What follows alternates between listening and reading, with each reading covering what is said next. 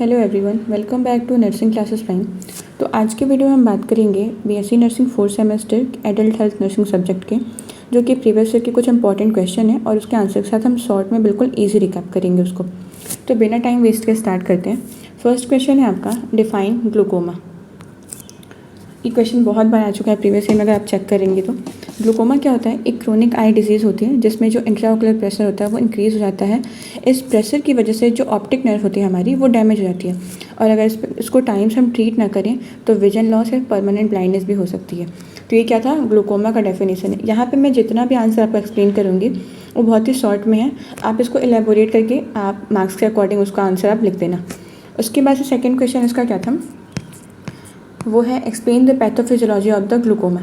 जो ग्लूकोमा होता है उसका पैथोफिजियोलॉजी क्या, आपको पैराग्राफ में पैथोफिजियोलॉजी नहीं लिखना, आपको क्या करना है, एक फ्लो डायग्राम बना के अच्छे से उसको एक्सप्लेन करना है पैथोफिजियोलॉजी को। उससे क्या होता है, एक अच्छा इंप्रेशन बनता है और नंबर आपका जो होता है वो इंक्रीज़ हो जाता है। तो अगर इसके पैथोफिजियोलॉजी की बात करें तो फर्स्ट आता है आपका, due to impair drainage of the aqueous humour. जो हमारा एक्वस ह्यूमर होता है, अगर उसमें इम्पेयर ड्रेनेज होने लगता है तो वो क्या करता है हमारे, तो फिर एक्वस ह्यूमर जो होता है एक्यूमुलेट होने लगता है हमारे जो एंटीरियर चैम्बर होता है, जिसकी वजह से जो हमारा इंट्राऑकुलर प्रेशर होता है वो इंक्रीज़ कर जाता है। जब इंट्राऑकुलर प्रेशर इंक्रीज़ हुआ तो जो हमारे रेटिनल ब्लड वेसल्स हैं वो कंप्रेस होना स्टार्ट करते हैं। जो भी हमारे वहाँ के नर्व्स हैं, जो भी ब्लड वेसल्स हैं, वो कंप्रेस हो जाएंगे। उस कंप्रेस होने के बाद से क्या होता है, जो ब्लड सप्लाई होती है हमारी ऑप्टिक नर्व की, वो डिक्रीज़ कर जाती है, जो क्या कॉज करता है, इस्चीमिया कॉज करता है। ये इस्चीमिया की वजह से जो हमारी नर्व फाइबर ऑप्टिक्स, जो नर्व फाइबर्स होते हैं हमारे ऑप्टिक नर्व्स, वो डैमेज कर जाते हैं। अब जब ये डैमेज कर जाते हैं तो जो हमारा पेरिफेरल विजन होता है वो लॉस्ट हो जाता है। अब इस प्रोग्रेसिव डैमेज की वजह से जो हमारा सेंट्रल विजन है वो भी अफेक्ट होता है। अब due to continuous pressure and nerve death, ये क्या होता है, परमानेंट ब्लाइंडनेस कॉज कर देता है। तो ये क्या था, पैथोफिजियोलॉजी था किसका, ग्लूकोमा का। उसके बाद से जो उसका नेक्स्ट क्वेश्चन है उसी में, मतलब अगर आपका लॉन्ग आता है उसमें 3 क्वेश्चन फ्रेम करके देते हैं, तो उसी में एक जो आंसर आपको सी लिखना है वो आएगा, कोलैबोरेटिव मैनेजमेंट ऑफ ग्लूकोमा। आप उसका कोलैबोरेटिव मैनेजमेंट कैसे करेंगे? तो उसको क्या करना है, आपको 3 पहले हेडिंग डालना है, मेडिकल मैनेजमेंट, सर्जिकल मैनेजमेंट और नर्सिंग मैनेजमेंट। तो मेडिकल मैनेजमेंट में आपको क्या करना है, पहले तो आपको आयन ड्रॉप इंस्टॉल करना है, जिसमें कि क्या करता है, जो हमारा आईओपी होता है उसको रिड्यूस करता है। आप इसमें क्या दे सकते हो, टेमिलॉल, लेंटोप्रोस्ट और ब्रेमोनोडिन दे सकते हो। ओरल मेडिकेशन में एस्ट्राजोलामाइड देना है। उसके बाद से आता है सर्जिकल मैनेजमेंट। तो जो फर्स्ट आपका सर्जिकल मैनेजमेंट है वो है आपका लेजर ट्रेबोक्लिलोप्लास्टी। इसमें क्या करता है, जो टेप्लर मेस वर्क होता है वहाँ पे एक लेजर लगा के फ्लूइड को, ड्रेनेज को इम्प्रूव किया जाता है। उसके बाद आता है आपका ट्रेबोलोक्टोमी। इसमें हम क्या करते हैं, सर्जन आई में एक नया ड्रेनेज चैनल बनाता है जिससे एक्वस ह्यूमर बाहर निकल सकता है और प्रेशर कम हो जाता है। तो ये है आपका सर्जिकल मैनेजमेंट। नर्सिंग मैनेजमेंट में आप क्या करेंगे, जो भी वहाँ के पेशेंट हैं उनको एजुकेट करेंगे कि आई ड्रॉप का हम यूज टेक्निक क्या है उसका। उसके बाद उन्हें हम रिमाइंड करेंगे ट्रीटमेंट जो है वो उसको लाइफ लॉन्ग होता है, आप इसको अच्छे से ट्रीट करना। उसके बाद से हम जो उनका विजन चेंज है उसको मॉनिटर करेंगे, आईओपी को रेगुलरली चेक करेंगे, इमोशनल सपोर्ट प्रोवाइड करेंगे, स्पेशली अगर कोई ओल्ड एज पेशेंट है तो उनको जो भी फॉल या फिर इंजरी है उससे हम उनको प्रिवेंट करेंगे। इंस्ट्रक्ट करेंगे कि आईओपी का जो प्रेशर है वो इंक्रीज़ होने की ऐसी एक्टिविटी कोई ना करे जो आईओपी प्रेशर को इंक्रीज़ कराता है। Emotional support and counselling provide करेंगे। तो ये था किसका, ग्लूकोमा का मैनेजमेंट। अब बात करते हैं नेक्स्ट क्वेश्चन की, जो कि है organisation setup of critical care unit. ये भी क्वेश्चन कई बार एग्जाम में रिपीट हो चुका है कि जो क्रिटिकल केयर यूनिट होता है उसका ऑर्गेनाइजेशनल सेटअप क्या होता है। तो फर्स्ट सबसे टॉप लेवल पे आता है आपका हॉस्पिटल एडमिनिस्ट्रेशन।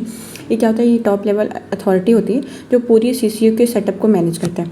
उसके नीचे आता है मेडिकल सुपरिटेंडेंट। ये क्या होता है, हॉस्पिटल के जो day to day operation supervise को उसको कंट्रोल करते हैं, इंक्लूडिंग आईसीयू में क्या स्टैंडर्ड्स होनी चाहिए, क्या सेफ्टी होनी चाहिए। फिर उससे लोअर में आते हैं क्रिटिकल केयर इंचार्ज, जो सीसीयू की जो इंचार्ज होती है वो आईसीयू में नर्सिंग स्टाफ का शेड्यूल, इन्फेक्शन कंट्रोल और ट्रेनिंग को मैनेज करना होता है। उसके बाद से आते हैं कंसल्टेंट।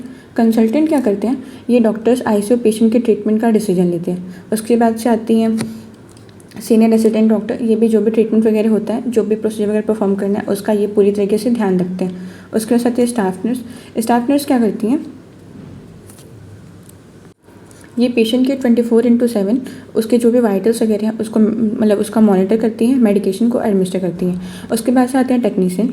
टेक्नीशियन क्या करते हैं, मशीन जैसे कि वेंटिलेटर हो गया, मॉनिटर हो गया, डायलिसिस हो गया, ये सारी चीज़ें क्या करते हैं वो चलाते हैं और उसको मेनटेन करते हैं। उसके बाद से आते हैं सपोर्ट स्टाफ, जिसमें आपका आता है, उसके बाद आते हैं सपोर्ट स्टाफ। सपोर्ट स्टाफ क्या होते हैं, जो भी क्लीनिंग का हो गया, पेशेंट की शिफ्टिंग हो गया, लिनन मैनेजमेंट हो गया, ये सारा उसका काम करते हैं। उसके बाद से हम बात करते हैं नेक्स्ट क्वेश्चन की, जो कि है responsibility of various members of CCU। जो CCU में वेरियस मेंबर्स होते हैं उनकी क्या क्या रिस्पॉन्सिबिलिटी होती है। तभी ऊपर भी मैंने उसका एक्सप्लेन किया था, लेकिन इसमें भी आपको अच्छे से प्रॉपर उनकी रिस्पॉन्सिबिलिटी करनी। तो पहले आते हैं आपके फिजिशियन या फिर जो भी जो आपके इंटेंसिविस्ट होते हैं, उनका क्या काम होता है, डायग्नोसिस करना, ट्रीटमेंट प्लान करना और जो भी क्रिटिकल केयर प्रोसीजर है उसको परफॉर्म करना। उसके बाद से आती है नर्स, जो क्या करती है, पेशेंट का कंटिन्यूस मॉनिटरिंग करती हैं, मेडिकेशन को एडमिनिस्टर करती हैं, वुंड केयर करना, वेंटिलेशन को मैनेजमेंट करना। उसके बाद से आता है टेक्नीशियन, जो कि जो भी लाइफ सपोर्ट सिस्टम है उनको मेंटेन करते हैं और उनको ऑपरेट करते हैं। उसके बाद से आते हैं रेस्पिरेटरी थेरेपिस्ट, जो कि एयरवे को मैनेजमेंट करना, ऑक्सीजन थेरेपी प्रोवाइड करना, ये सारी चीज़ें करते हैं। फिर फार्मासिस्ट, ये क्या करते हैं, सप्लाई एंड मैनेज करते हैं जो भी मेडिसिन वगैरह होती हैं उनको। Support staff, hygiene, waste disposal हो गया, या फिर जो भी नर्स वगैरह उनको असिस्ट करने का ये काम करते हैं। तो ये था रिस्पॉन्सिबिलिटी जो भी CCU के मेम्बर्स होते हैं। उसके बाद से क्वेश्चन टॉन्सिलाइटिस। टॉन्सिलाइटिस क्या होता है। अगर वीडियो थोड़ा सा फास्ट हो रहा हो तो आप उसको स्लो स्पीड पे करके देख सकते हो, क्योंकि अगर मैं बहुत स्लो एक्सप्लेन करूँगी तो बहुत लंबा वीडियो हो जाएगा। तो आप उसको अपने अकॉर्डिंग आप स्पीड को मेंटेन कर सकते हो। उसके बाद से हम बात करते हैं टॉन्सिलाइटिस की। तो टॉन्सिलाइटिस क्या होता है, जब टॉन्सिल में इन्फ्लामेशन या फिर इन्फेक्शन हो जाता है, हम उसी को बोलते हैं टॉन्सिलाइटिस। ये मोस्टली बैक्टीरियल या फिर वायरल इन्फेक्शन की वजह से होता है।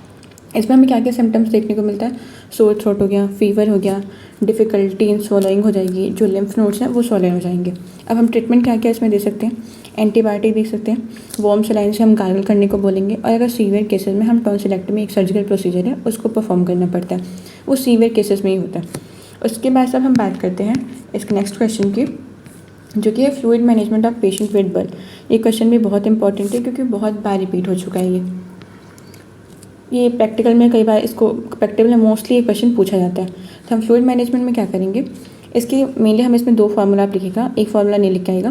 पहला है पार्कलैंड फार्मूला और दूसरा है ब्रूक फार्मूला।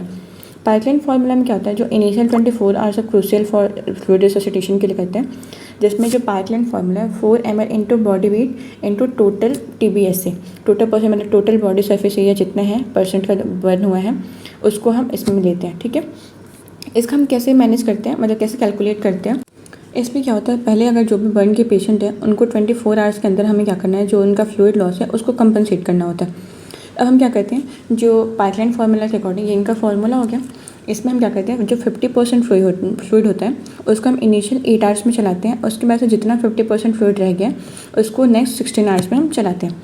इसमें क्या करते हैं, जो रिंगर लैक्टेट सॉल्यूशन होता है उसको प्रेफर किया जाता है, यूरिन आउटपुट कितना है, वाइटल साइन है और इलेक्ट्रोलाइट बैलेंस को मॉनिटर करते हैं। सेकेंड फार्मूला है आपका ब्रूक फार्मूला। ब्रूक फार्मूला क्या है, 2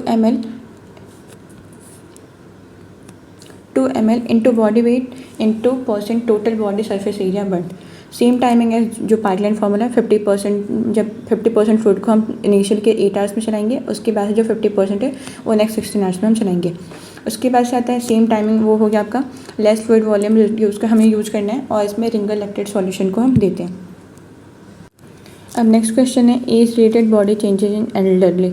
जो भी एल्डरली होते हैं उनमें क्या क्या बॉडी चेंजेस देखने को मिल रहा है। तो हमें डायरेक्ट ऐसा पैराग्राफ में नहीं लिखना है, सिस्टम वाइज आप करके लिखेंगे वहाँ पे। जैसे कि स्किन में हमें क्या देखने को मिलेगा, रिंकलिंग हो गया, ड्राइनेस हो गया, बोन्स एंड जॉइंट में क्या, ऑस्टियोपोरोसिस, रिड्यूस मोबिलिटी, कार्डियोवैस्कुलर में कार्डियक आउटपुट रिड्यूस कर जाएगा और हाइपरटेंशन हो जाएगा।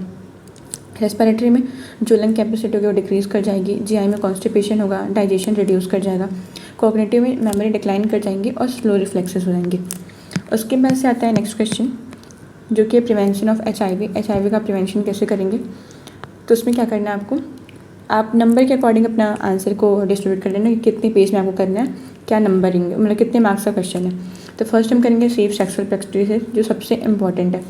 अवॉइड करेंगे निडल शेयरिंग को, स्क्रीनिंग कराएंगे ब्लड को ट्रांसफ्यूजन करने से पहले। आर्ट यूज़ करेंगे प्रेगनेंसी को के टाइम पे, ताकि ट्रांसमिशन को प्रिवेंट कर सकें। Health education and awareness provide करेंगे जो भी कम्युनिटी में है, कम्युनिटी में जाके या फिर जो भी हॉस्पिटल्स में लोग आते हैं उनको। तो ये था क्या, HIV का प्रिवेंशन। उसके बाद से नेक्स्ट क्वेश्चन है principles of critical care nursing. जो क्रिटिकल केयर नर्सिंग होती है उनके क्या प्रिंसिपल है। तो principle of early detection and intervention, early detect करना और इंटरवेंशन करना, कंटिन्यूस मॉनिटरिंग करना, infection control, evidence based practices provide करना, टीम वर्क एंड कम्युनिकेशन को मेंटेन करना, emotional and psychological support provide करना। तो ये क्या है, प्रिंसिपल है क्रिटिकल केयर नर्सिंग के। तो ये कुछ इंपॉर्टेंट क्वेश्चन थे जो मोस्टली एग्जाम में रिपीट होते हैं, तो इसका मैंने शॉर्ट एक्सप्लेनेशन आपको दिया है। अगर आपको कोई भी डाउट है तो आप कमेंट कर सकते हैं। अगर आपको ये वीडियो हेल्पफुल लगा है तो लाइक करें और चैनल को सब्सक्राइब करें। मिलते हैं नेक्स्ट वीडियो में। Thanks for watching.